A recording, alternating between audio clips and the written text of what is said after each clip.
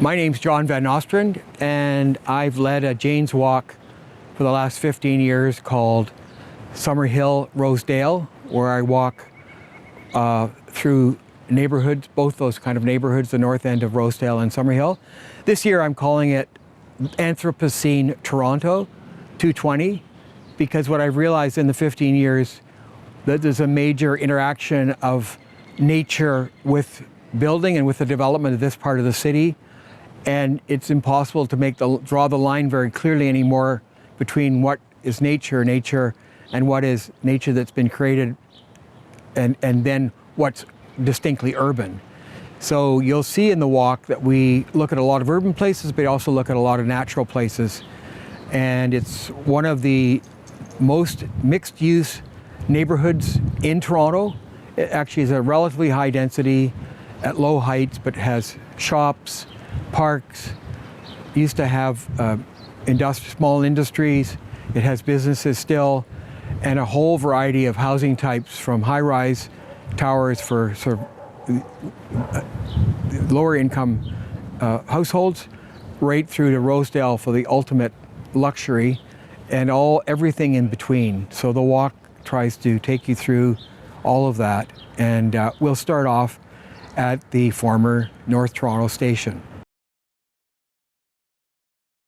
So the North Toronto Railway Station opened for business in 1915, and that's approximately 12 years before the opening of Union Station further south, the one we're most familiar with. Union Station opened in 1927, and this station was closed in 1930 because the station itself, Union Station, was handling all the train traffic that had previously been handled here. This station was opened to serve, it runs from Peterborough in the east side right through to Guelph and out into London on the west side, and it served all the outlying rural communities from here. When it closed in 1930, it was taken over by the LCBO and is still a major LCBO shop within the station. But interestingly enough, even the design for this revamp has to protect the right that the station reopens in case it's needed as we grow across the region. In fact, in 2007, there was an attempt to reopen the station as part of the Metrolinx network, and that still remains a possibility today. Just to talk about the architecture a bit of the station itself, it's modeled on the Campanile San Marco from San Marco Piazza in Vienna. And in fact, the tower itself, or Campanile, is an almost direct copy of the Campanile at San Marco. It's a Beaux-Arts building. The architects were Darling and Pearson. And you can see what's really one of the interesting things is it's built using Tyndall stone. Tyndall stone is a limestone that comes from Manitoba, very particular area there. It comes in different colors, and it was discovered when they were building the railways out to the west and became a major building material for all the railway facilities. And it's very beautiful, and you can see it here at its best. It's actually, when you get up close to it, it's a fossilized limestone, so you can see prehistoric fossils within it.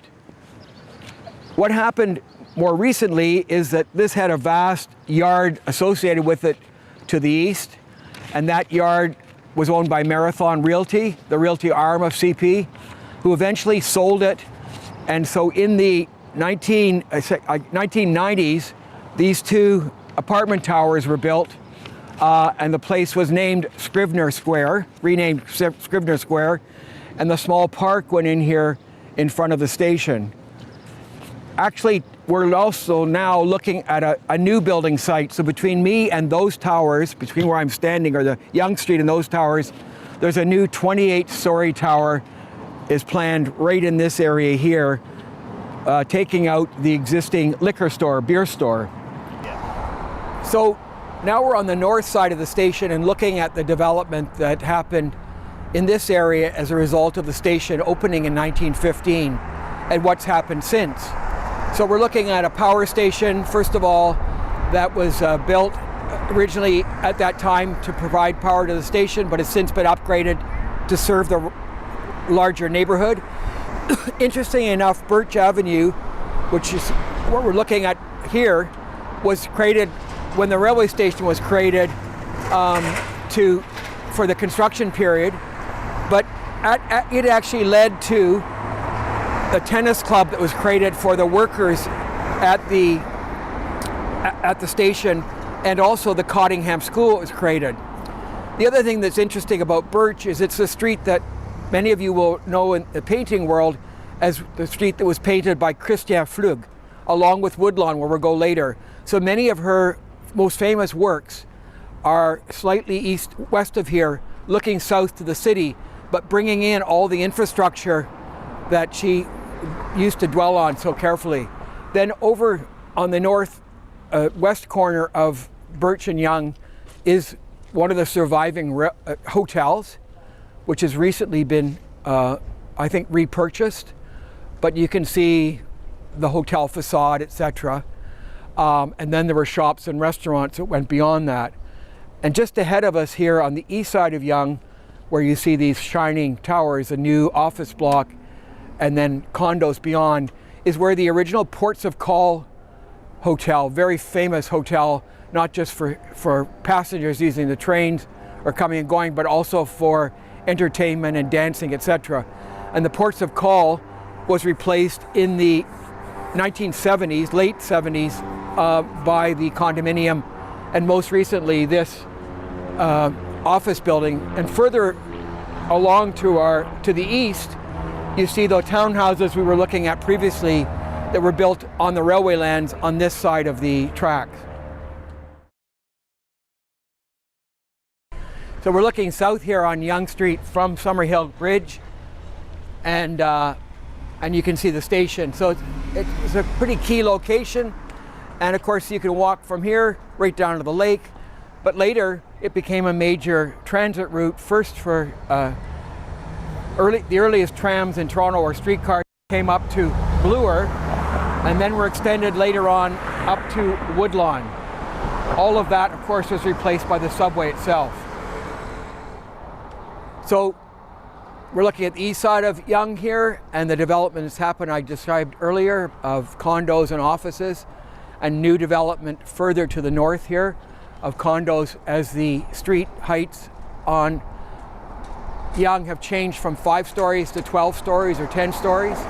So that's opened up a lot of condominium opportunities. And you can see the original tower, the original high-rise building in the back there that was built in the 60s, along with the infrastructure provided by the subway line. We're now on Shaftesbury Avenue, which runs east from Yonge, just north of the bridge. Like Birch Avenue, this was a road that went in with the railway, kind of construction road at the time. It provided access to a lot of, this was a very light industrial area here, with some later housing that came and some new housing that's still coming. It's also the edge of where the housing area was for workers in the station. You can see, I was describing earlier that this is an interesting, Summerhill Station is interesting because it was actually built as a temporary station. It was built to be changed. So it's now been 70 years since then, plus or minus, and it's going to be developed, as I said, redeveloped in the next 5 years to serve the condominiums to the north and the new ones coming to the south of here. You can see that explains why it's a bit of a crude station, unlike some of the fancier ones. So just to let you know where the walk's happening, we started here, this is Yonge Street, we started at the LCBO station, and we've just moved up to Yonge. We looked down Birch, and now we're walking along here. This is Shaftesbury. We'll go in and around sort of early 19th century development in this area, or in the really booming in the 1920s and 30s, into a place called Summerhill Garden. It was the first formally laid out garden suburb in the area, and we'll come back on Woodlawn Avenue. Then we'll go around and we'll go down this valley.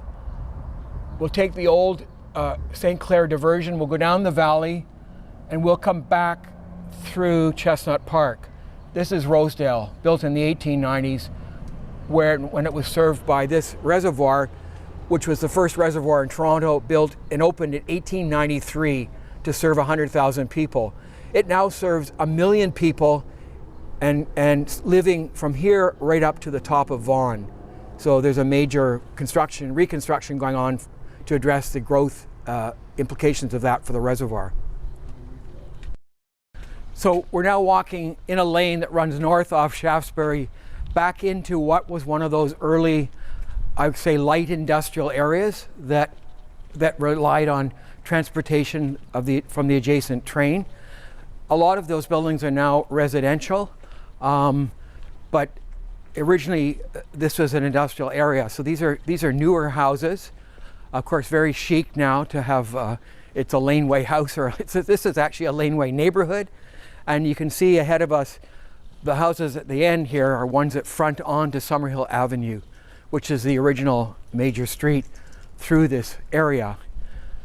But here, for example, is here are a couple of previous industrial buildings that, in fact, have been made into houses, and even the architecture of these. This is a project by Supercool. It uses Corten steel and kind of references the fact that this was an industrial area to start with, and this building was part of that. And then this building here as well was part of, I believe, the marble works that existed here. So marble came in from overseas and was shipped here. It was used a lot, obviously, in Rosedale itself, in the construction of Rosedale. And then at the end, we see the back of some worker housing that obviously has been changed quite significantly. This is actually one of the nicest renovations I know in Toronto on that little street, and we'll show the front of it in a while. But that's by Alpha Bow, the architects, for its Delnaz, who actually built it for her parents that live in the house. Quite an exceptional renovation. And what's in front of us here is a construction area, because there's new housing going in behind the old worker housing. So we're continuing here along Shaftesbury. You can see the townhouses on our left, which are the ones built on the former railway lands. And in fact, Shaftesbury runs right into the rail tracks and parallels it up ahead. On the north side of Shaftesbury, we see some of the housing that was built for more affluent workers. Remembering that 1915 was interesting in another way. It was a height of immigration into Canada from the United Kingdom. In fact, more people entered Canada between 1905 and 1914 than have entered ever since, and they were all from the United Kingdom, or 89 to 95% from England. So these are all British railway workers, and they knew railways. It was a technology that was very familiar to them. So these are the sort of higher end workers. But down to the right here on Tacoma Avenue, we see actually the workers' housing, sort of classic workers' housing. It was typical British row housing, narrow, relatively deep, and of course much sought after now for town housing in the middle of the city. In fact, right in the middle of the city. So very, very, very interesting in that way. And you can see, we were looking at the renovation I pointed out earlier, just up top there. That's the one that Alpha Bow Architects was responsible for. Really worth having a look at for anybody who's interested in renovations, restoration. This is one of the few buildings that brings light, serious light, right through the interior of the house. It's published, and you can look on LF Bow's website. This gap originally led to another business, which I believe in this case was a dairy originally.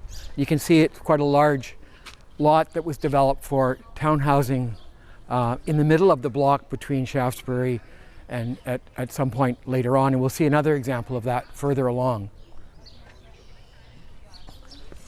Here we can see where Shaftesbury runs up beside the railway. So there's, again, housing on one side and signs of former businesses. There's also another townhouse infill project on another dairy. Why dairies? Because dairies, the cows were kept down in the Don Valley, or Yellow Creek Valley, and milk was bought up here, it was processed, and then it was distributed throughout the neighborhood in horse carts, and they used a walk that will go on later for that to get back to, for instance, Milkman's Lane, which goes up into Rosedale, was actually for milkmen and later bakers. And this is a second street here called Ottawa Street, which is predominantly worker housing, again, built for the railway workers. And my wife, who grew up here in the neighborhood about a block north of here, always tells me that when she was a child, and same for Michael Vaughn, who was a neighbor here, they weren't allowed to play down in this area because of it was lower income, and it had nothing, it was workers and blue collar, and they were white collar. So here's another example of the mixed use that was here originally with the light industrial and commercial uses that came with the train station and survived through the 1990s, 1980s. This is an office of some sort that was converted into the optometrist's office now. And just behind it, you can see new townhouses with the very peaked roofs, and that was the other dairy site I was talking about. And from there on, on this street, you get a lot of owner-built housing, where owners themselves didn't necessarily build the house themselves, but they managed the whole building up of them gradually over time. And owner-built housing, by 1950, about 35 to 45% of all housing in Canadian cities, in that range, was owner-built, or owner-managed, I like to say. It wasn't just DIY.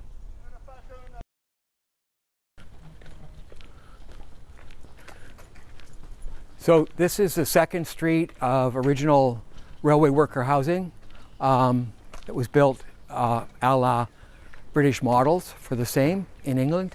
Now a very expensive and kind of chic street to live on. These houses were a little more generous than the base worker housing we've seen over in Tacoma. A little bit wider, a little bit bigger windows, etc., that reflect this sort of hierarchy of architecture that accompanied worker housing in England and across the colonies, really, of course, Canada. So we're coming up now on Summerhill Avenue, which was predated the railway. It was actually the boundary between two farm lots.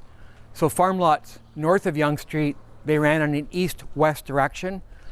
Every lot was 200 acres, and they fronted on one side on Yonge Street, and in the east, they fronted on Bayview. So those are huge areas, if you can imagine, today in the city. So one person at some point owned all that land. In this particular case, the farm on the north side of Summerhill was eventually owned by Larrett Smith, who built the Summerhill mansion, which we'll see, or I call it mansion, it may be the Summerhill Grand House. Of course, it was rural at the time. He was building up in the bush. But those farm lots have had a real influence. So this is the south boundary of that farm lot that runs from Yonge over to, as I say, originally over to Bayview. And you'll notice, by the way, that that's reflected somewhat by the fact that streets that we'll look at, including Summerhill, when they hit the valley, which is sort of in the middle of that farm, they had to deviate. They couldn't go over until 1925, when those were formerly bridged, like St. Clair Avenue, for example, being the prime. One had to go down the valley and then back up to the other side, so it was a diversion. So Summerhill Avenue has some much older housing on it, including, it's hard to see, but a small cottage here that was more rural in character, let's say, and as opposed to the other houses here, which are considerably more urban. But there was a mix of housing in particular along Summerhill because of some of it being built by the owners, some of it is being built over time. It's still being rebuilt. There's probably 3 or 4 or 5 renovations going on here today. I mean, there are indeed, and so it's very healthy. And actually, Summerhill was also the way one accessed the houses on Woodlawn to the north of us, which we'll see in a moment as we move on. But you went from here up to the brow of the Lake Iroquois shoreline from Summerhill on streets that no longer exist. Number 82 here, for example, is a good example of a recent renovation, creating a larger driveway for given that people now have 2 cars, landscaping, but keeping the character of the houses, just modernizing them, updating them, which is a whole interesting thing. I should mention that just from a planning point of view, what's interesting about this neighborhood is it's got a density of about 35 to 40 persons per hectare, or which is a density, an inner city density that we're trying to emulate now on the outside of the city, which is built at much, much lower densities. So it's a really interesting example historically of a neighborhood that wasn't overly planned, but accommodated a mix of retail, entertainment, long-term parks, etc., as we'll see, worker housing, executive housing, rich housing for those people who could afford it. It was a great mix, a mélange that is characteristic of, is particularly noticeable in the Summerhill area. So we're moving now to the east, further back into the farm. And this is where starting in 1910, somebody had a vision to create a garden suburb. So garden suburbs were important at the time. They were another British invention. In England, you might think of Hampstead Garden Suburb, for example, was one of the first ones, but there were many, many others. And this was an Irish immigrant, Michael Vaughan's grandfather, who had the vision to develop this area, to plan it and develop it in the character of the old neighborhood, but with proper planning and sort of pre-thinking. So we're going to look at that, and it's a bit different and a bit more interesting too. And up here, we're actually looking at a park with a huge wall through it because the reservoir up on top, which you'll see later, is being completely reconstructed, as I mentioned earlier. But I ask you to keep in mind these trees, because I'm going to show you some pictures of those as well, older pictures. But we're looking here at a gatehouse. So this path that's now used for construction traffic was actually the road that went from here up to the top, along the edge of the reservoir, and into the coach house of Summerhill, the original estate. That house is gone, and I'll show you pictures of that. But but the owner, who actually sold the land originally to the reservoir in the city in the 1890s, also specified that this park, which is called Little Park, not be sold ever and remain as a public space, which it has. It doesn't look like a public space at the moment with this kind of intrusion for construction, but indeed it was, and it's a very popular small meeting place, small park for the community. We have an annual fair here, and even in COVID, you see people are gathering here at good distance. These trees, we're seeing that along the fence are actually, you'll see them in earlier photos, but they're probably 150 to 200 years old at this point, and still strong. We've had them looked at by arborists, etc. And these are the trees, early versions of those large trees, which I told you are 200 years old. This is in 1915, and the Little Park. The city maintained the public gardens as part of the lands deeded to the city in perpetuity by estate owner Larrett Smith, given for, quote, the use and enjoyment of residents. Note the gardener's cottage on the west side of the entrance gates. The cottage was taken down after World War II, when care of the parks was centralized and the cottage was no longer needed. This is the Summerhill house, picture of it in 1900, originally constructed in the 1840s by John Thompson. the owner of the original 200-acre Summerhill estate. So that was the original farm, John Thompson. The estate extended from Yonge Street to Bayview Avenue and from Rose Hill to south to Chestnut Park. The 40-room house, taken down around 1906, faced southwest and stood approximately where 34 Summerhill Gardens stands today. Behind the house was a large pear orchard, which remained until the 1930s. To the northeast of the house is a coach house, still in use today, and with the original weather vane. It is part of the number 3638 Summerhill Gardens properties. And then we can get a glimpse of the beginning of Summerhill Gardens. In fact, this is house number 1, and it numbers around, and the gardens is located around a sort of loop as per suburban development at the time, and the houses are numbered from here around the circle. Meanwhile, Summerhill Avenue turns here and goes down to where it crosses the valley, originally crossed the valley and went down into the valley, and then back up on the other side to become Summerhill Avenue East, which runs through North Rosedale on that side, as you know. So it's one of those streets that continues on. So this is Summerhill Avenue down there, older housing and a mix of housing, and then Summerhill Gardens starts here. Summerhill Gardens was really started to be built in 1924, and it was what the developer did is develop a number of types of housing, which we'll see recur. And we can see 2 types right here in front of us. So one is the mansard roof here, the building on the left, is one of the types.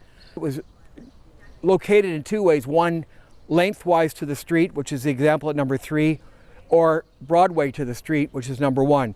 Number 1 is owned by Simak Harari, the well-known architect in Toronto, and he's done one of the kind of most interesting renovations in the area. So if we move north here on Summerhill, the light's not great today, but you can see these are very expensive houses now, even though they were modest at the time. In fact, the neighborhood was designed for people, new immigrants or newcomers to Toronto, to live in generous apartment buildings, and we'll see those further up, and sort of starter housing, if I can call it that, where you could own your first home. So there's the peaked roof type here, 2 peaked roofs, and then another kind of dormer, turned lengthwise and crosswise to the street for those last 2. And also what's interesting is he used brick, which was bought up through the valley from the brickworks. There was kind of executive brick, such as is shown here, like the red normal Rosedale type brick with yellow bands in some cases.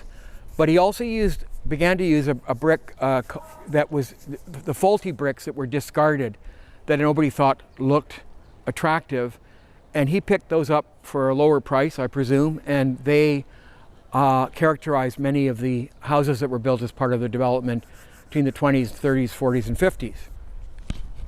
So there's one of the Broadway examples of the house type that I was mentioning, so as opposed to the lengthwise. So this is where I live, and it's what's called a double duplex. So it's two-story units doubled. So there are two-story units on either side of a party wall. So we got an address called 14 and an address called 16. We happen to live in a unit which is one of the, there are only a couple of surviving 2-story units intact. Those are both on the ground level. And you can see they have access to light and out to the outdoors. And then the upper part of the building, where it was 2 stories, has been divided into 1-story units or more. In fact, some floors are divided again into half-floor units. So, and you can see the upper dormers there are separate units at the top of the building. And so what I've learned about this house is it's extremely flexible. I moved here in 1972. My wife was born here in the 1940s.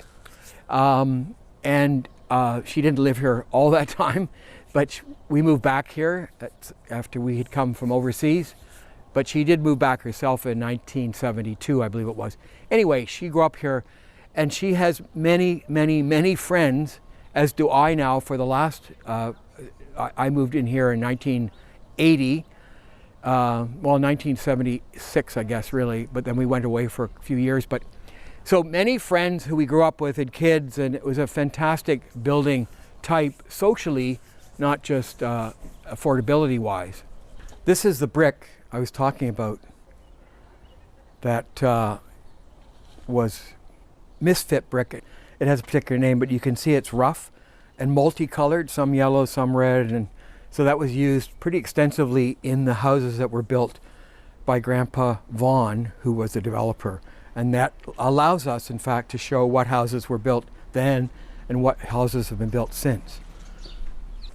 And you'll see in the back there, at the back of the wall, is a glimpse of the construction or reconstruction of the reservoir that's going on. And there's not much to see yet except a lot of dirt and gravel. But some people, some of the architects and planners and the neighborhood and landscape people have gotten together, and we've been working with the city to make sure we get a decent result. We get the park that comes back to us from when it's over, when the engineering work's done, will be as beautiful as the neighborhood knows it to be, has known it to be for the past 150 years. So here's the notice of the construction, but it's helpful. So here's Little Park. We're standing right here at the moment. So we came in Shaftesbury. We went up that interim street, and then we went up Ottawa. We looked at Summerhill Avenue, which went here, and then, as I showed you, goes down, and it actually originally cut through the valley, Yellow Creek Valley, and up the other side. There's Summerhill Gardens, the loop, and that's where the original mansion, villa, if I can call that, called Summerhill, was located. And we'll see the garage behind it that was accessed this way. And David Balfour Park here is actually the Rosehill Reservoir, 1893. So we'll walk, we're going to go through here, back, and then we're going to move up into this area and come back through that valley. These units on the north side of Summerhill Garden are very similar to the one we've just been looking at where I live. And they're all double duplexes. And what's so interesting about them is they also have been very flexible over time. So we're looking at 18A and 18B right there, for example. There's two separate units. They're 2 stories each, so there are 2 apartments in each. This next one, 22, is a single house and another house next door. So in the other half of the duplex is a separate house. Those are owned freehold.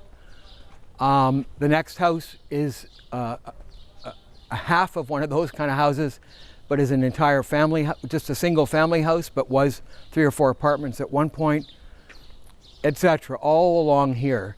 And what we're looking at now as we look just up in here, this curve in the street, the curve went around the Summerhill estate, and the main house was right here above us, and high enough that, as those houses do, looking over the city with the reservoir and etc. behind. So this is the heart of Summerhill Gardens and explains how the curvilinear form works so well. I'll show you a picture of that shortly that shows how beautiful that house was. And it was a Larrett Smith home. And as I say, he had bought the whole entire farm at one point from Young over to Bayview, or certainly over to Mount Pleasant for sure, but I believe over to Bayview.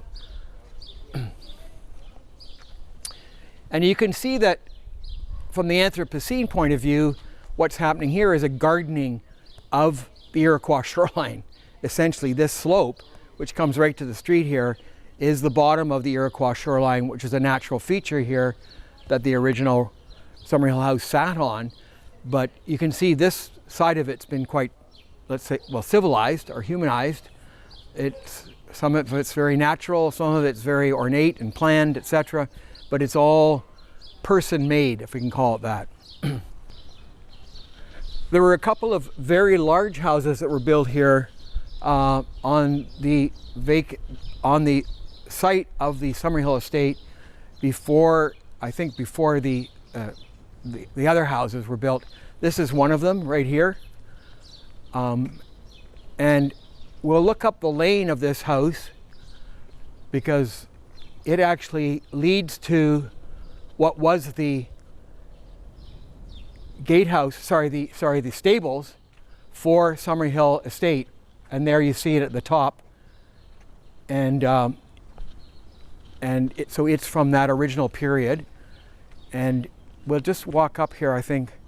So here we are, more Anthropocene brickwork, block stoneworks to take advantage or work with the hill. And this coach house was occupied at one point by architects, Kirtland architects early on. I think Kirtland was involved with the original City Hall, but maybe I'm mistaken. But then more recently by Blanche Van Ginkel and her husband Sandy, and they had their office here through the 1980s and 90s. Half of the west half of the coach house actually belongs to the much larger house that was built directly on the valley we see behind here. A fantastic house actually that just was on the market and sold. But it looks over and you can see through the trees there the forest again of the valley beyond, the Yellow Creek Valley, which we'll see from below a little later. But that gives you the sense that this side of the gardens, all of these houses back onto the valley, and hence their added value. And this is probably the most dramatic version of that, which we'll have a look at from another view. And there's a typical view of the city from this part of the city. So you can see that we're withdrawn here, hence the sort of idea that this was suburb at one point. Obviously, those tall buildings weren't there now, but they are there now, and so we're looking down on the main city from up here, which is part of the attraction. There have been some infill housing recently built in the last 10, 12 years, and just to my right, to my left here, we'll see some examples of those semi-detached townhouses in both cases that were put in back onto the valley and dropped down into the valley with 3 floors behind. And then some of the more of the original housing and the double duplexes I spoke of. But here we also get into, on the right-hand side, we've got the beginning of some of those housing types again that Grandpa Vaughan introduced. You can see with the hipped roof type there. And then an interesting variation on this side is a semi-detached unit beyond it.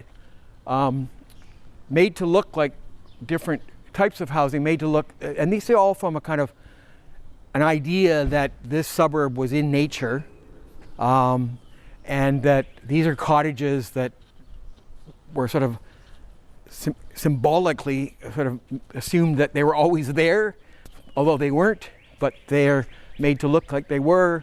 And they also were modest. There's quite a range here in terms of incomes. So other types across the street here is the last of the double duplexes that's for sale at the moment.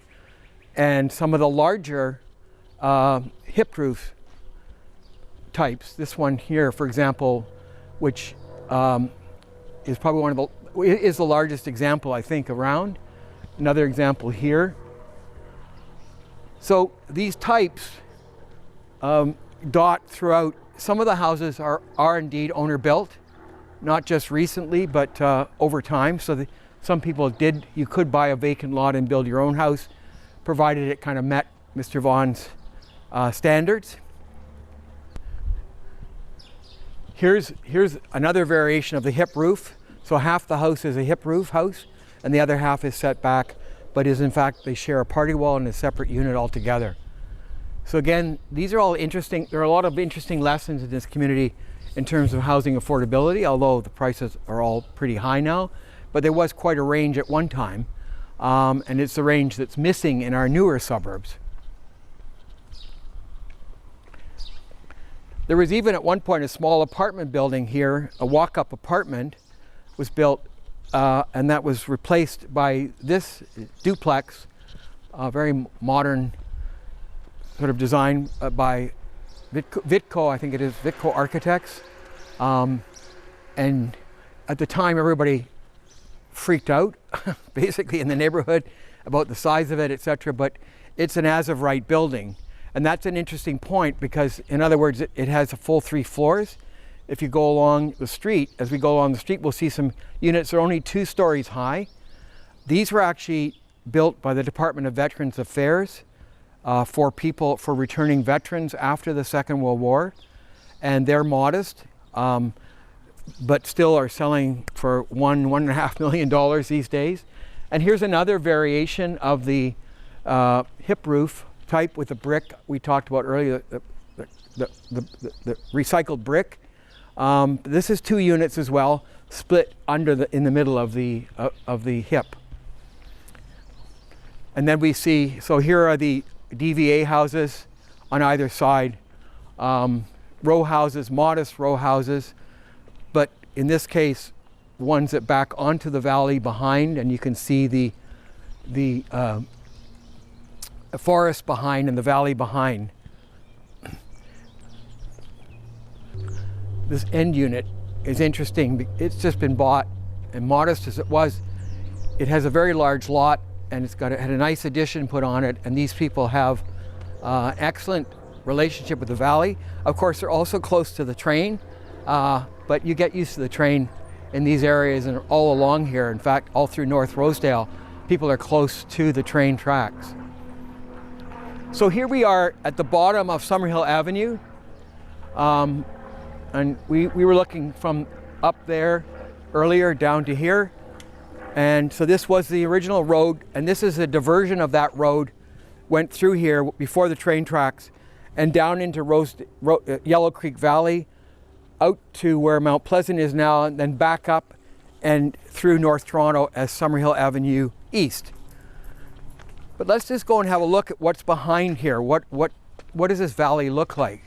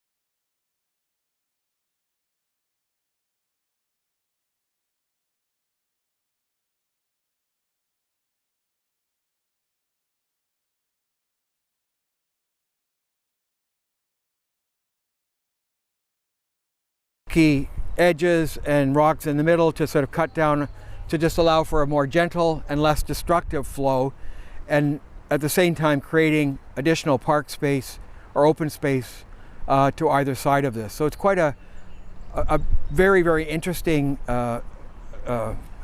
development, and ironically, without sort of even realizing it, is on the site of what was a park called the Reservoir Park, which is located down in the valley, which people went to from the top of Woodlawn when they took the streetcar up to the top of Woodlawn and walked across to this park, Pleasure Park it was called, in the valley, and where they could enjoy the water and the planting and everything. And from here you can see, we look to the northwest, you can see the towers, apartment towers that came along with the streetcar, including a little later the newest one right here, the Avoca Towers, one of the nicer co-ops in the city with wraparound balconies, etc. And in front of it, between them, you can see the big house that we looked at when we were at the coach house behind. That's the big house that was behind that. You can see how it's set right over the valley very dramatically. I hear a phoebe now for the first time coming through here in the migratory. This valley is full of birds. In fact, Peter Whelan, he used to do the bird column in the Globe and Mail till he died, and he went all over the province writing about it. He'd say that to walk through this valley at this time of the year was the best birding experience he ever had anywhere in Ontario. And we can begin to sense that today just with what we're hearing and seeing. I think it's a shame in a way that this kind of neighborhood didn't front onto the valley, i.e. have a perimeter road along the edge of the valley, so that view would always be public and protected. But it didn't. It was another kind of British planning principle, is you wanted to cut nature out, not include it really. But nature, you can't do that. It gradually creeps back and you creep into it, and here's the perfect sort of border today between the city and the valley. Very unconsidered and could be really improved in so many ways.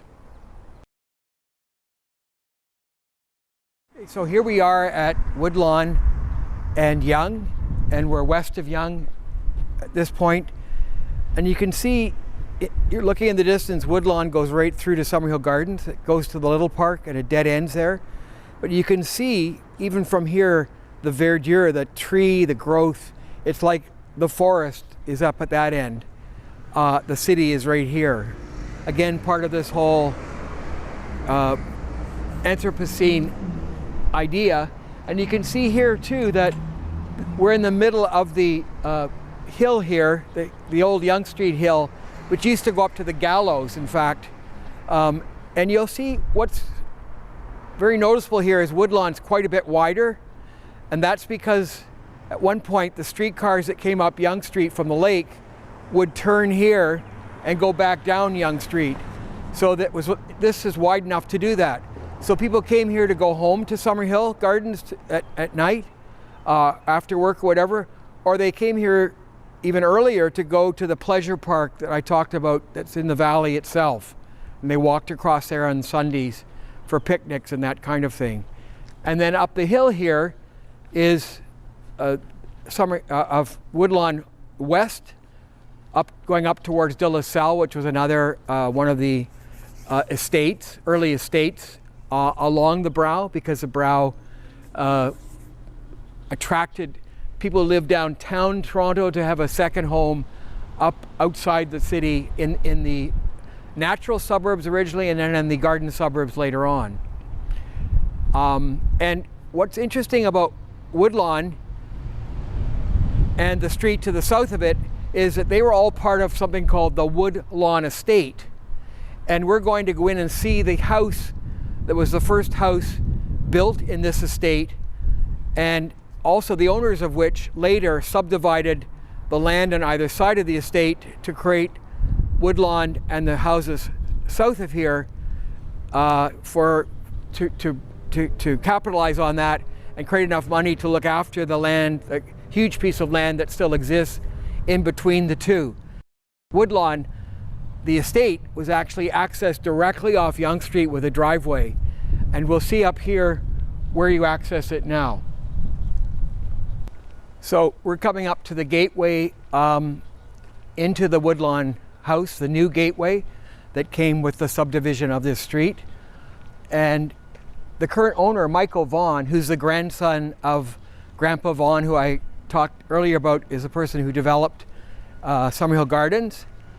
Michael Vaughan bought this house 10 or 12 years ago, and he actually recreated at the front of the driveway into it, the new driveway, the original gate posts that stood on Yonge Street. So these are direct copies of those, and we're going to walk down into the house. Unfortunately, Michael is confined today, and we're not going to see him personally, but he's given me some, I'm going to read from something he's written about the house so that you could see what he would say normally. Again, you can see that great, the city in the distance, the amazing kind of distancing this was from the city originally, and in a way still is. And here we get a sense of the forest behind Woodlawn House, the original estate, which is still owned by Michael, is a very long lot that all the houses on Woodlawn back onto, and all the houses to the south back onto as well. But Michael and his wife have done an immense amount of gardening and restoration of what is basically a forest still at the rear of the house. You can see the forest behind that's still part of the Woodlawn estate, with the houses on Woodlawn on the north, and on the south, the other houses to the south. Well, I don't know why I'm forgetting that street name, but I am. It's where Allward lived, Mr.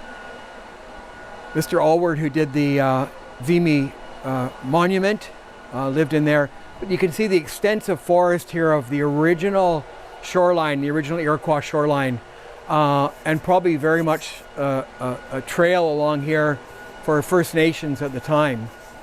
So let's just go back and look at the house itself. Woodlawn was built in 1841 by William Blake and his wife Catherine, and was designed by John Howard, architect. It was a country villa with a gatehouse and gates on Yonge Street. Over the years, it was altered many times and is now a private home with 2 rental units.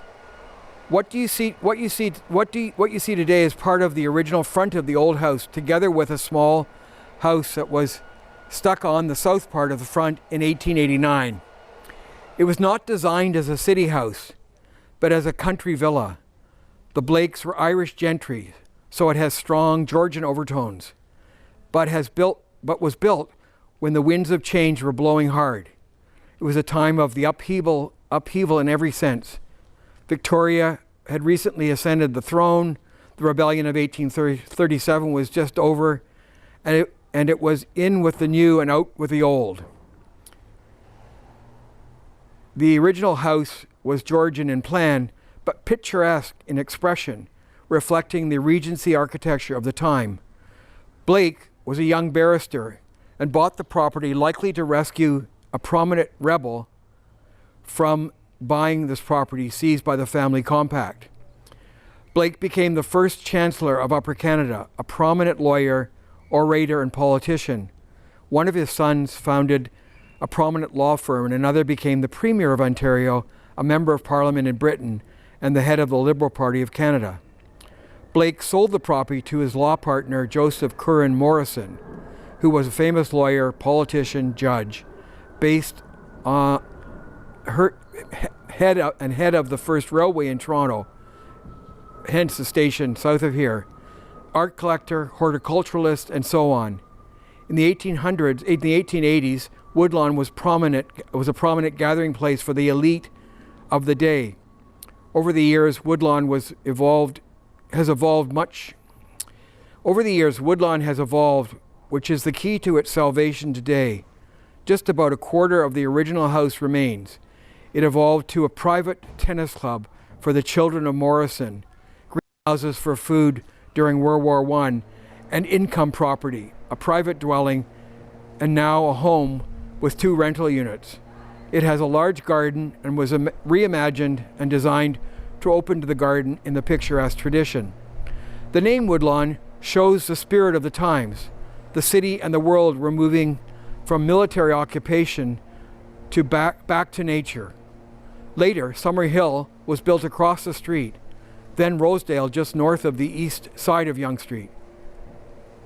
And later, Oaklands, next door to the west, now De La Salle. Chestnut Park was to the south. All these names are reflections of the natural environment, and I would add, and the Anthropocene neighborhood that the walk is intended to depict.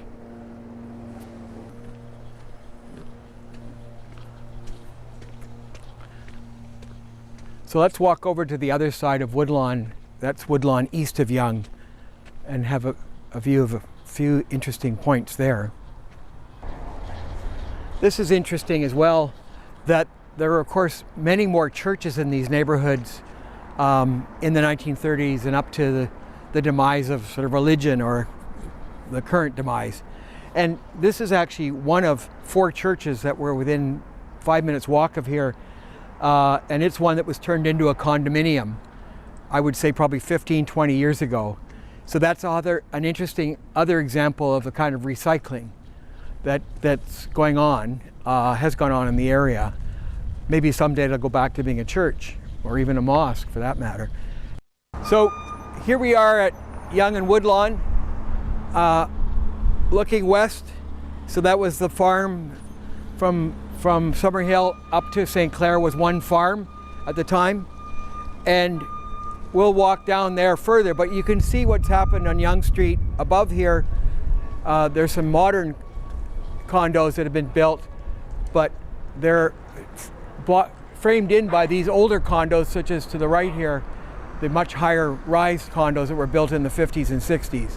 The new ones are terraced to bring light to the street still, and are lower generally. That particular one was built on the site of the former Chum station. By the way, this, as I said earlier, this upper part of Yonge Street here, which goes up the original shoreline, was in fact where the gallows were. And it's about as far as the rebels in 1837 got to the top of the hill here before they were turned back. And there's also a burial ground up there that was established when it was outside the city, up towards Yonge and St. Clair. But Yonge and St. Clair is really now itself redeveloping with much taller buildings on all corners, is under major change. So the area as a whole is really is growing in numbers significantly. So the Aeneas is an interesting apartment model built here at Woodlawn East and Yonge. It was built before the subway and at the top of the streetcar route, so it was very accessible to working people, and it was a way of providing a lot of units in the first version of apartment buildings. But at the same time, creating an inner courtyard here that brings light to all the units that are on the inside of the building, while the others look outwards from windows. And you can see here, trying to capture nature again in the courtyard going on. Very interesting building. It's sort of the type of building people are saying we should be building more of today, because it allows for middle income people to rent and widen out the gap between rich and poor, or close the gap between them by providing this kind of housing. And as we move down Woodlawn here, we see another one of the older apartment buildings there, the yellow brick building that's 5 or 6 stories. So that was pre-subway as well. And the subway went right through the middle here, where the tennis court for this high rise that we've been looking at from various perspectives throughout. But it is located right across the top of the subway. And you can see here the driveway is actually the driveway going up the Iroquois shoreline, in essence, to get up to Jake's Avenue, which is where those apartments are located. Then you can also see that there's some very high-end condos now being built or have been built here. The red building there and the white building here are much more expensive condominium units than the rental units here. And even offices, as you look up the hill, there are the offices at Yonge and St. Clair of Weston Company, just to put it in perspective. And the new condos coming up on the left-hand side of this view. You can see them climbing up there.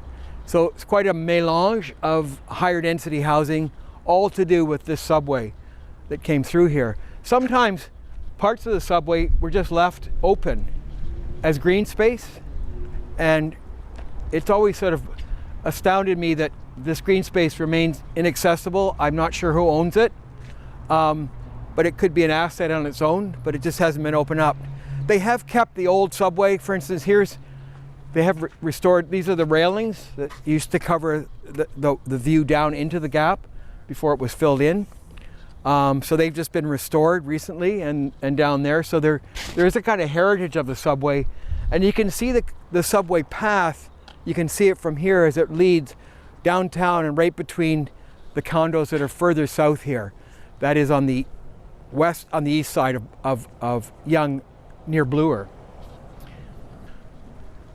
So Woodlawn was extended eastwards quite a bit after Woodlawn to the west. These are newer houses, relatively newer, and you still had big estates up on top. So what we're seeing here is the condo behind this apartment building.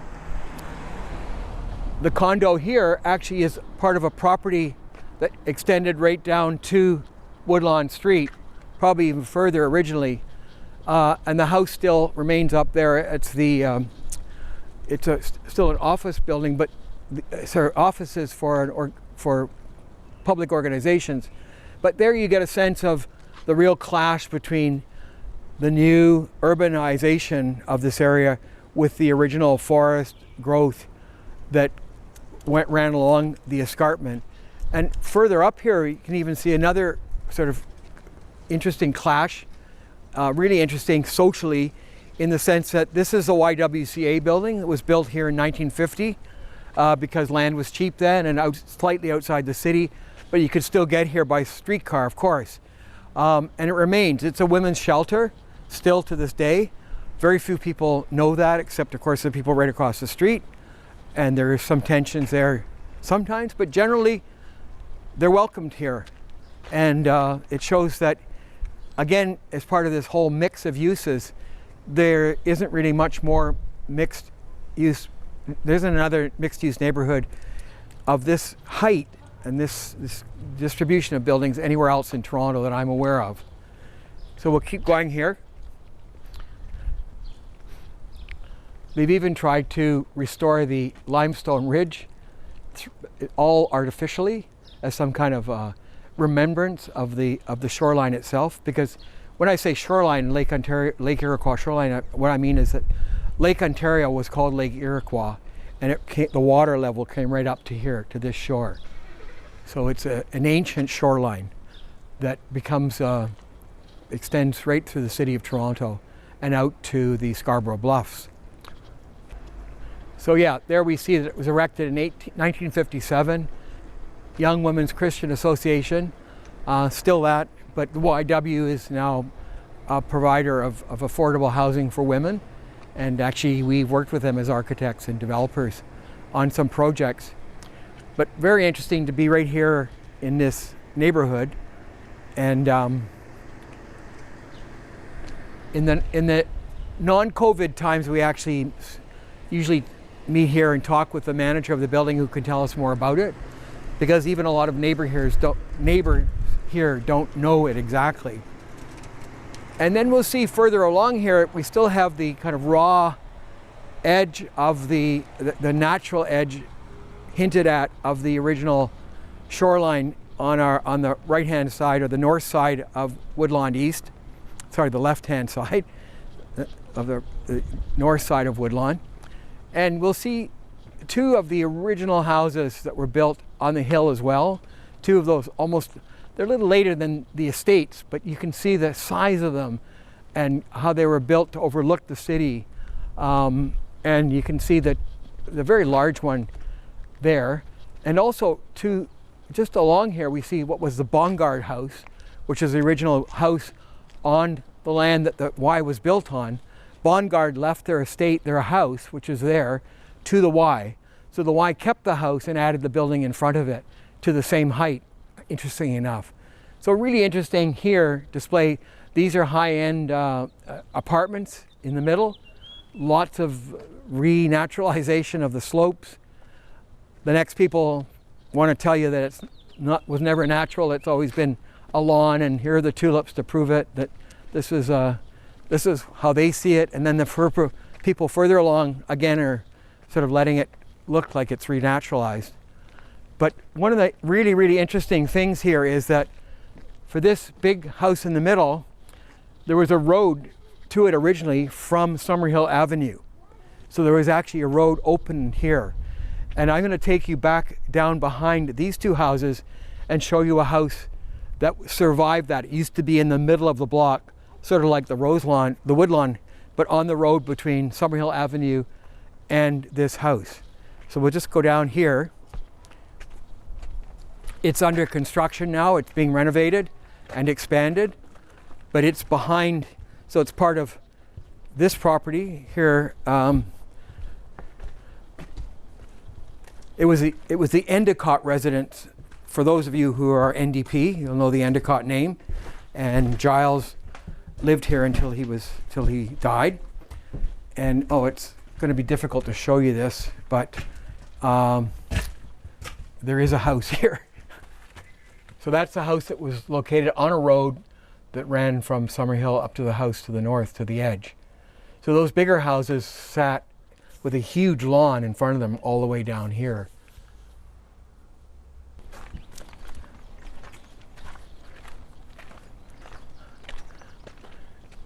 And I think this was the original driveway up to the gray stone house with a porch that also facilitated the second house.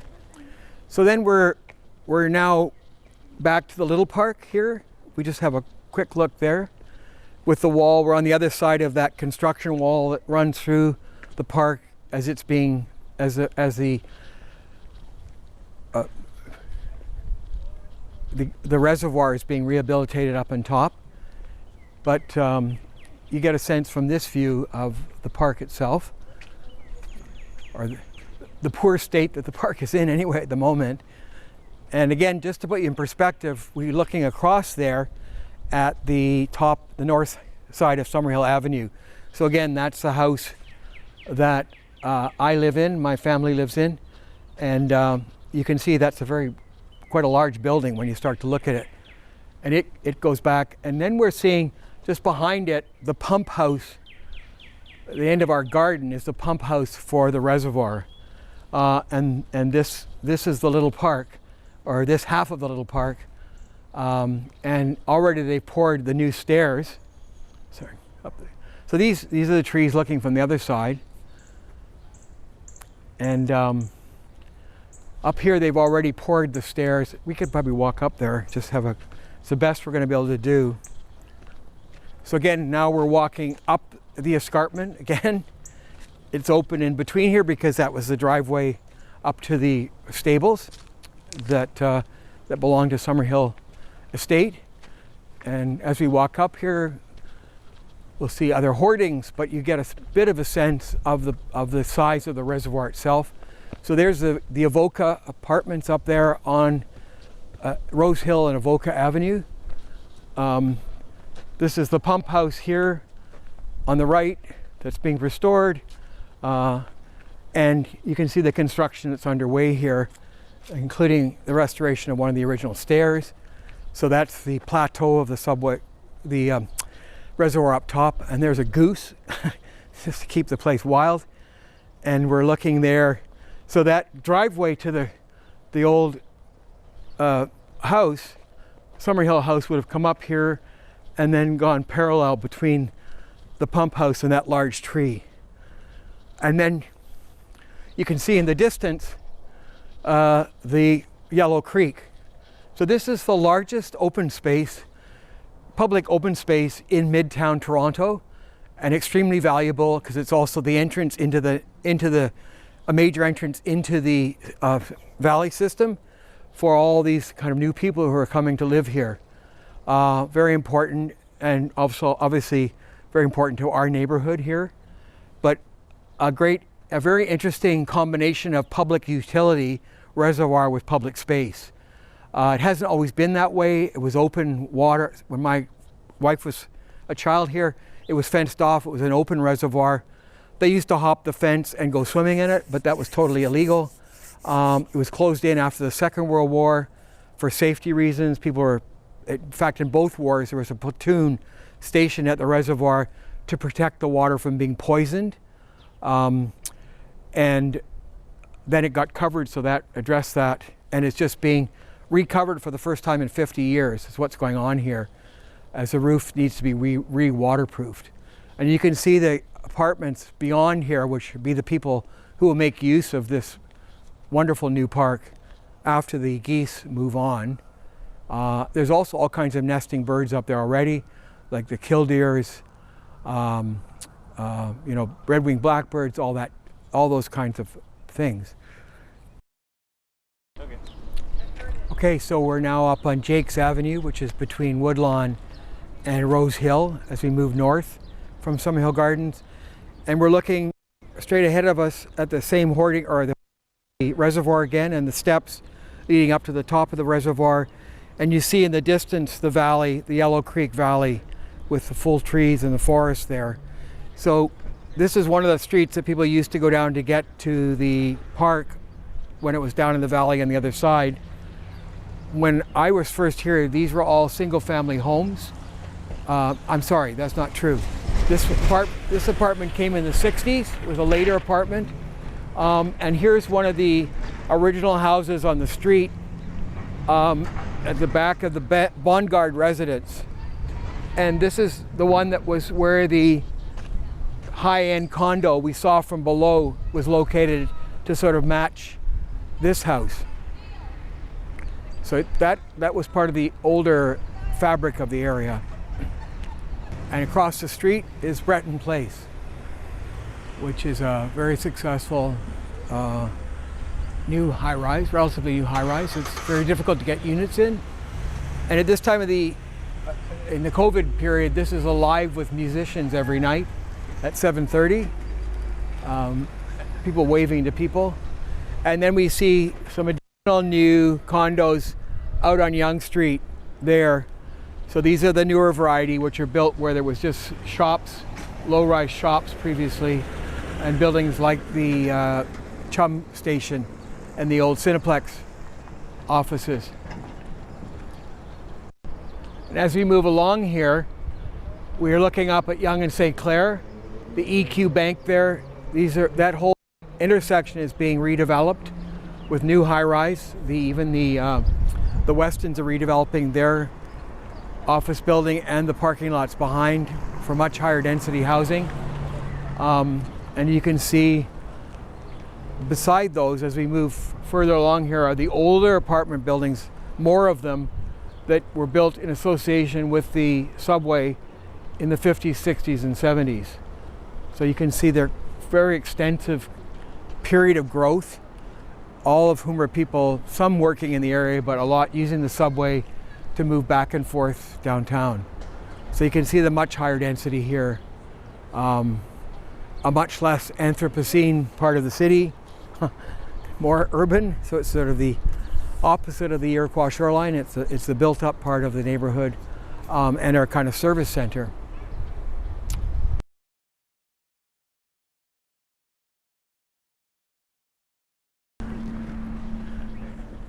And there's the view over the park to the back end of Summerhill Gardens. Those houses, if you can barely see them, but where those tall trees are the back of Summerhill Gardens. Just to give you again a sense of scale here. So this whole street, Rose Hill coming over from Yonge and Avoca going north, was all single family homes when I first moved here in the early 70s. And it's since become entirely high-rise, very exclusive condominiums, or in the case of the Avoca buildings, a co-op. But so it's a very high density strip. So it gives you some sense of like the people that rely on the public space here, and just what we've seen down in the valley, the numbers of people. But this is a very, very special building, I think. It was built by some English architects, modeled on a plan in downtown central London. I think it's on Green Park or St. James Park, with wraparound balconies, really flexible. You can have large units, very large units, small units, whatever. It's a co-op, so it has some disadvantages if you consider it that. No pets and no laundry in your room, etc. But otherwise, and this is the yard of the for the reconstruction of the reservoir. There we see the Anthropocene again, the kind of planting of the birch trees, the kind of real naturalization of all this space in between the towers, which was all part of the tower movement at the time. It was to make the ground floor open and green. In fact, the building wasn't supposed to come to the ground except for the lobby, so you could walk around it and under it. But notwithstanding that, these are really green, naturalized areas for everyone to enjoy. Mostly, of course, the people who live here, but just for walks and character, it's pretty nice to have. So, what we're coming up to here is Avoca Avenue, and you can see in the distance the St. Clair Bridge. That's St. Clair going across. But that bridge wasn't built until 1925. And before that, people had to take a diversion to get across this valley. And they did want to get across the valley because some were beginning to live on the other side.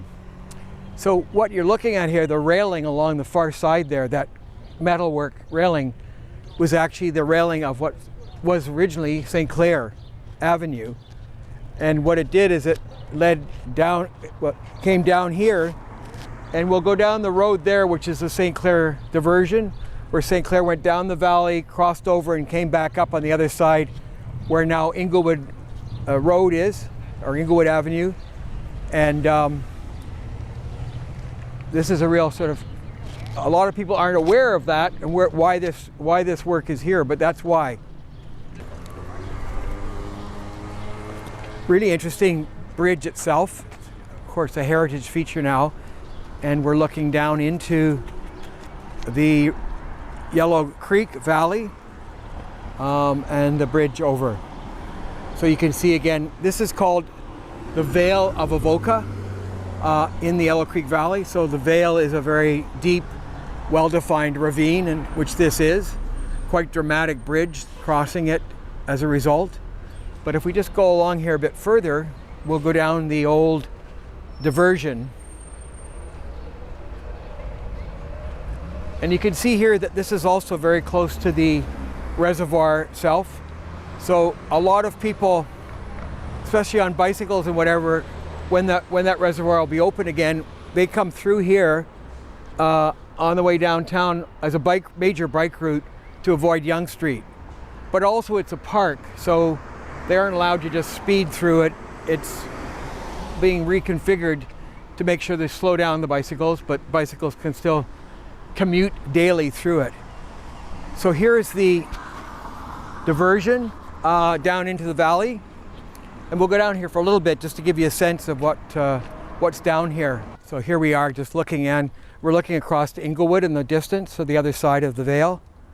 And you can see people, everybody's out walking today, so we have to be careful COVID-wise, but you can see the whole valley there. So this is the same stream that we looked at from the railway pass down into the reconditioning, renaturalization of the river. And they're doing a bit the same there under the bridge upstream.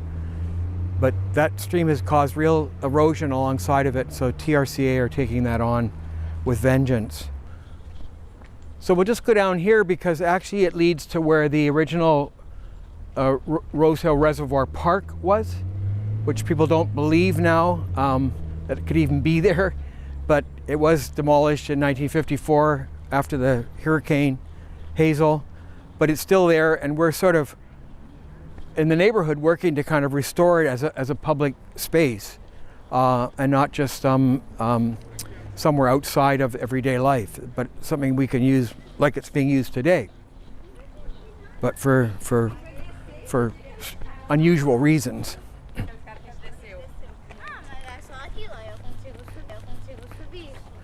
So you'll actually see, for example, that from here, this time of the year, you can see the forsythia, the yellow flowers down there. They are actually leftovers from the park, from the north end of the park. In fact, there was a dam built across the river that created a pond as well in the park. And there are kind of ruins of this around. So right here on our right are the stone stairs that were part of the path that led down to the park. And those stairs go right up to the reservoirs. They've lasted fairly well, these, because they were built in stone and properly.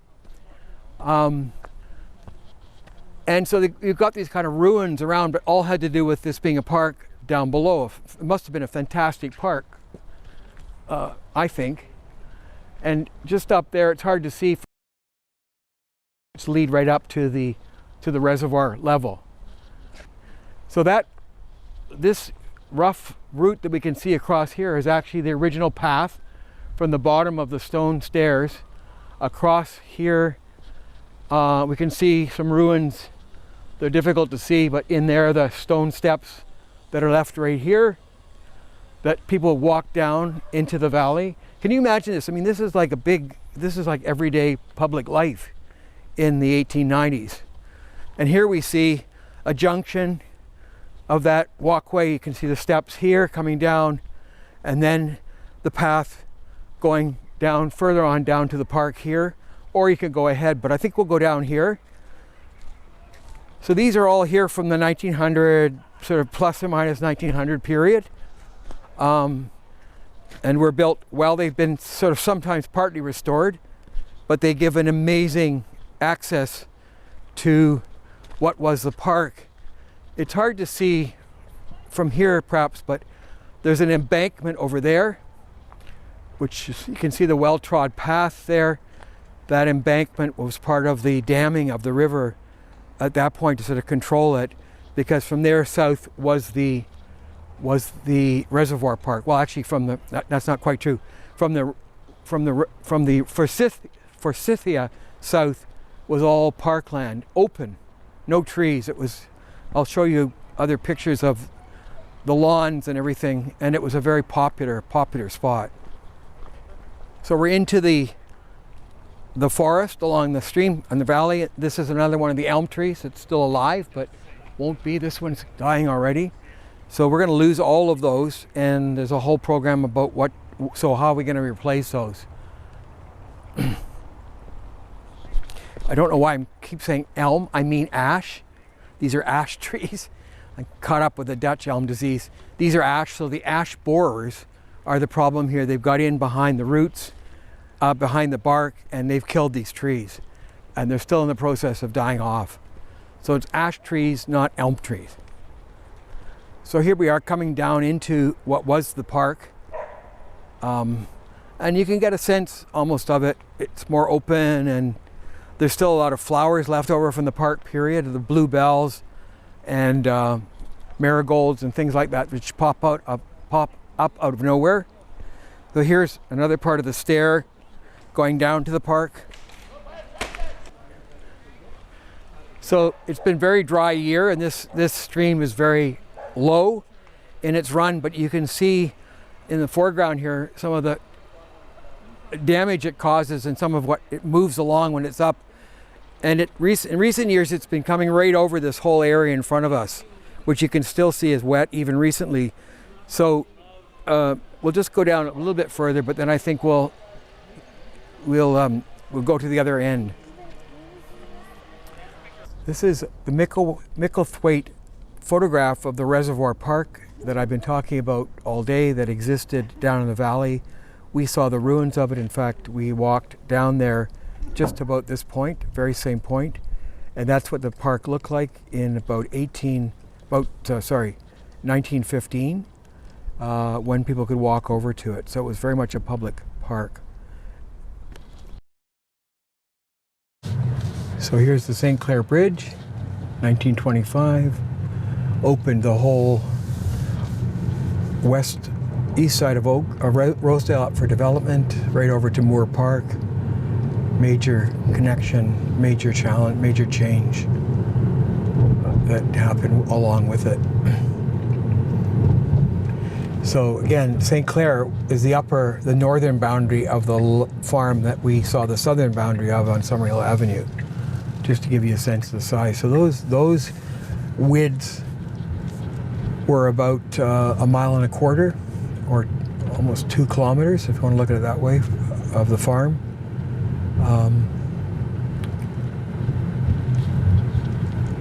Extensive areas of land, and right up here at the corner is where St. Clair used to come up from the valley.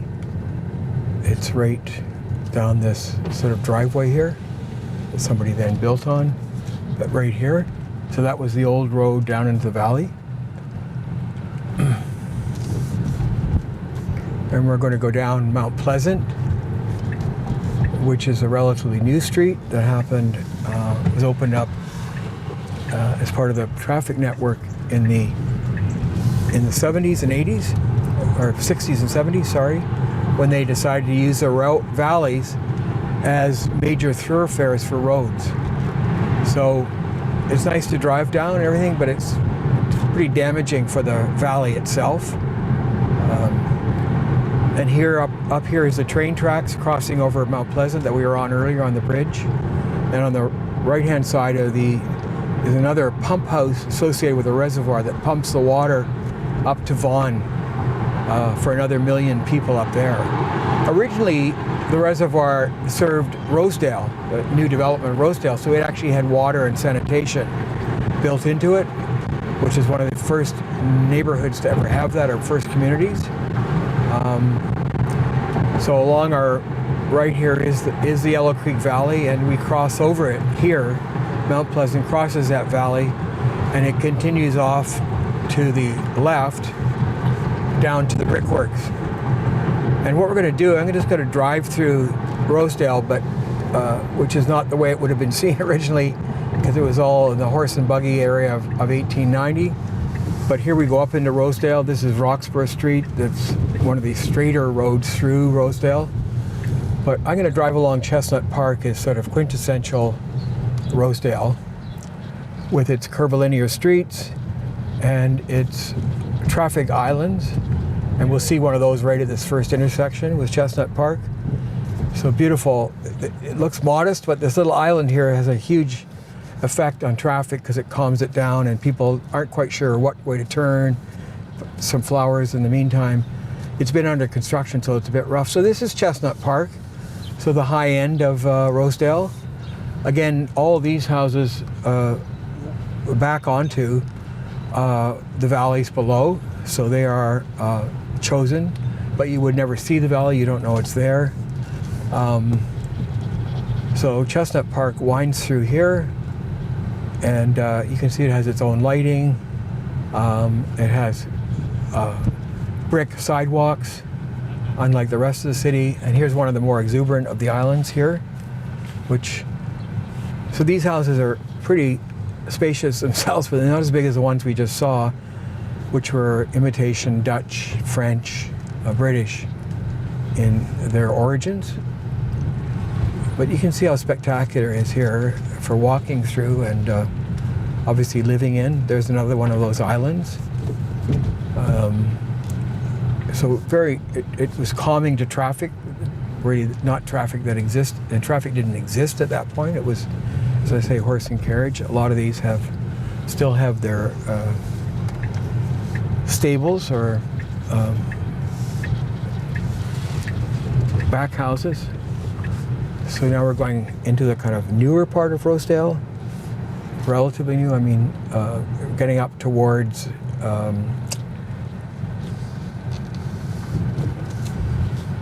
the parks, etc. we saw earlier. So again, you can see here, this is in terms of the, I forgot the name of the place up there we were, but the newer Rosedale was emulating this, but you can see the verges here were even wider in front of the houses, and front lawns and bigger houses, bigger lots all around. And these are some of the grander houses, stone houses that were on Thornwood Road, which aligns with the valley below.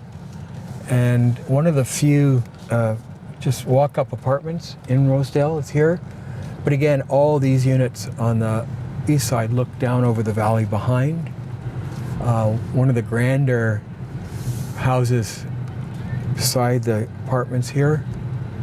And then a brand new house, been there for a couple of years, which occupies space too, overlooking the valley below, and sets a different tone. I should know who the architect was for that, but I don't. And then we're back to the street. We're onto the street that runs parallel with the railway. And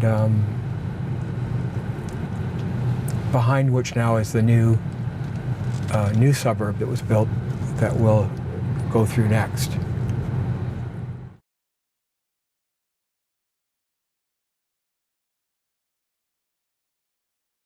So we're here now coming into the back of Pricefield neighborhood, which is a new, very high income neighborhood that was built at the north end of Rosedale on the south side of the tracks. And these houses were built on the old railway lands, which came right back to the valley. So these are another part of the redevelopment of the rail lands. And they have their own stair down into the valley here and beyond. So this is the newest version of Rosedale, and interesting, draws some lessons from it, but really tries to also mimic it in some ways at a slightly higher density, but all with predominantly detached single-family homes. We're looking along the wall, that noise wall that was put up to separate this community from the train, and that's also where the garages are placed in the neighborhood, so they could have narrower lots by creating a laneway behind, further and distance them from the railway, but at the same time allow for garages to be accessed from the rear. And there we are with probably the nicest lane view in Toronto of the Campanile from this perspective. We'll just walk through here and you'll get a sense of the scale of it. One of the things that's interesting to me is that these houses were built, some of them were built, or a number of them were built without any taking advantage of the valley behind. So even though they've only been here for a few years and now being renovated to open the valley side to take advantage of the view, if you can believe it, it wasn't considered part of one of the assets at that time. And that's this constant, raises this constant issue about how do we value nature in its wild, and how do we remake it, and how do we build in it, and in many respects, I would say we are not inhabiting our own landscape, which is a waterfront and valleys with Iroquois shoreline in between, and you'd never know that living here.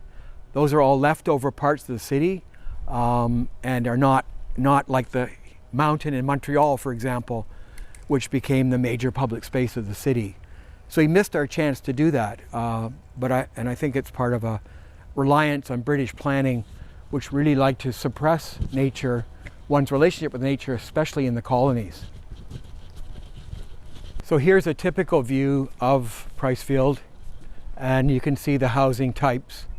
And you know, the islands copied from Rosedale itself, the beautiful islands that slow the traffic down and also bring green into the neighborhood, and wide streets and verges and sidewalks, but a sort of modern version. So very, very high income, but more affordable probably than old Rosedale is. And still relying on sort of 19th century lights to sort of pretend as we do that we somehow live in some other era. We don't do that, ironically, with cars. Cars are always modern. Housing is always old-fashioned. It's an odd combination of odd cultural phenomena that we want our machines to be modern, but our housing to be of another time. I don't quite know how one can explain that, but there's an essay in it somewhere. Actually, here's one of the examples of a semi-detached version of the 2 or 3 semi-detached versions along the top here, with the garage behind. Right on this side, everybody has a driveway and a garage, access to a garage, also at the rear of the house. So you can see the reintroduction of nature here, if I can call it that, again from the Anthropocene stage.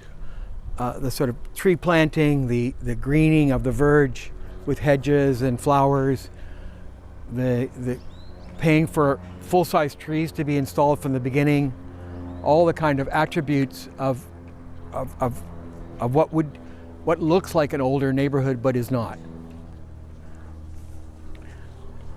And again, just for orientation, you'll see up ahead of us the peak of the Campanile and those towers in Scribner Square. There'll be a third one that'll be taller than those two, in fact, coming soon. One of the things about this area, which is also really interesting, is that it was once very, very polluted soil-wise. A lot of the train works were back in here, and the oil and all that kind of thing around. But also there was, for instance, a dyer, somebody who dyed clothes, furriers, people who used chemicals that were very dangerous otherwise, dry cleaners, were allowed back in here. And so the place was very polluted, which slowed down the development initially. But they took that problem and made it into an asset by creating the park here at the end of the street, which took a lot of the really bad soil was removed, but a lot of it also in the rubble was built, and you can see it slightly mounds here, was collected in this area and covered over by the park, which is a huge asset for not just this community, but for Rosedale as a whole. Yep, so here we are at the back of the railway. You can see on the far side of the tracks is the 6-meter high, 20-foot wall, noise wall, that the townhouses are built against, but that's what's required to allow this to be a park and development to happen on this side. And there's the fence of the park itself. And then the back, we're looking now at the back of the Scribner Square, those apartment buildings, and you can see the relationship of providing open space and park space with higher density. So now we are looking into Rosedale as it originally was, the very north end up until the Pricefield community that we've just been through was built. And you'll see the houses actually along the north side of this street, Mathersfield, are quite large houses, but nowhere near the houses of the rest of Rosedale, because they all backed onto the railway works originally. So it's a kind of interesting point here where old Rosedale meets the railway and different housing types. And along the side here is the kind of landscaping of the Toronto Lawn Tennis Club, which is the original tennis club for the railway workers.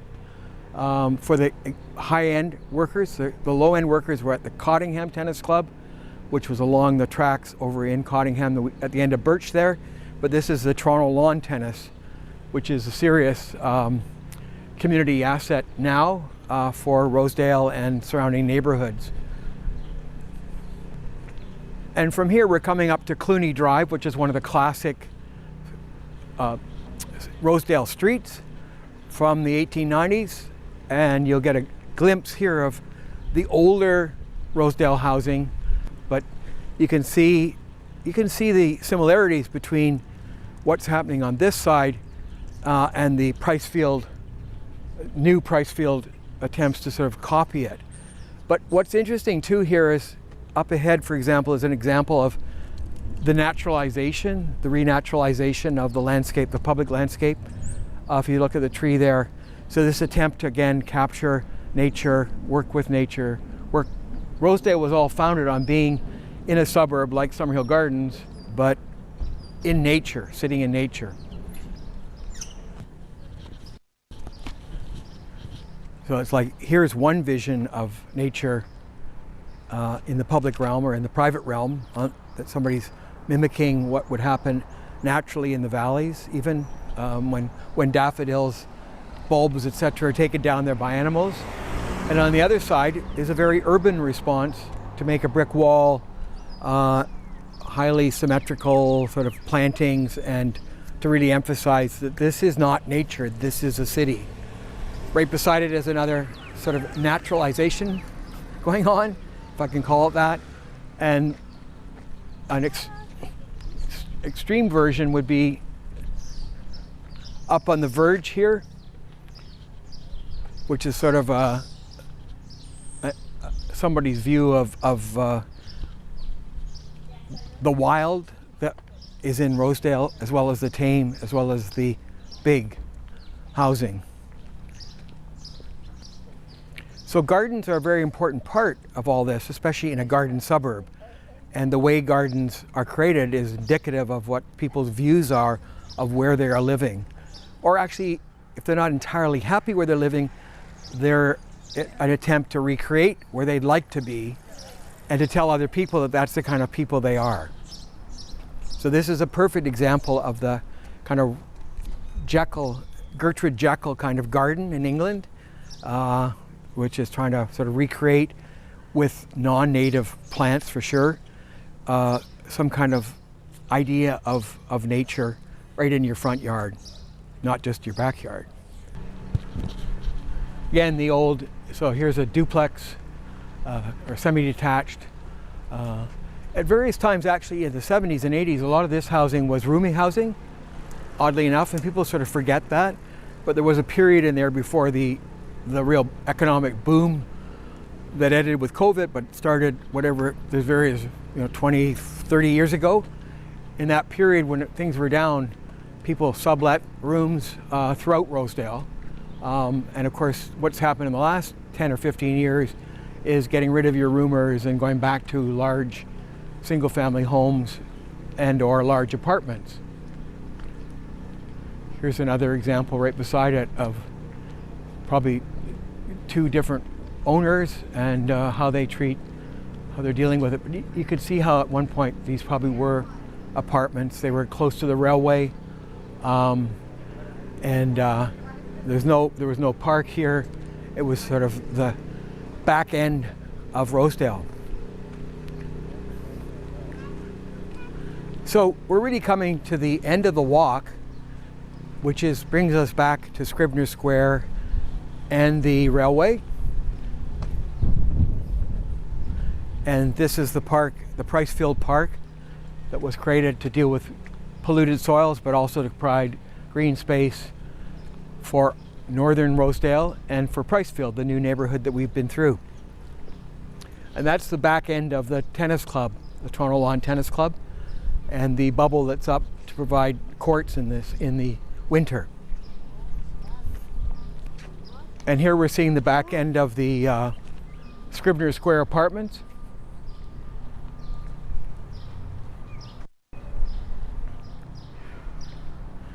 And this is a really nice pedestrian connection between Rosedale and the LCBO station site, and of course a shortcut to the street, to the subway as well, and to the shops that are already frequent, that are right up ahead. Again, a sort of some kind of idealization or view of nature's role, and it's lit up. It's a kind of nature, but with also the arcades, the lighting, and kind of modernity mixed in. So I hope you've gotten a sense of why we called this, or I called this, the Anthropocene Toronto Walk in 2020. There are very few places, really anywhere in any city in the world, you could do this walk. That is, leave a very dense urban part of the city, walk out of it into a valley, through a valley, back through a garden suburb, and back to the dense area within a couple of hours. It's a real total asset, and fascinating as it evolves. So we're coming out now just to the back to the station and Scrivener Square, where we started. So we're back to the train station, again with the Campanile from San Marco, and we're back where we started. Still a spectacular building, probably one of the most successful renovations of a heritage building in Canada, with that magic flag flying in front of it, reminding us of our great country. Thank you very much. See you next year.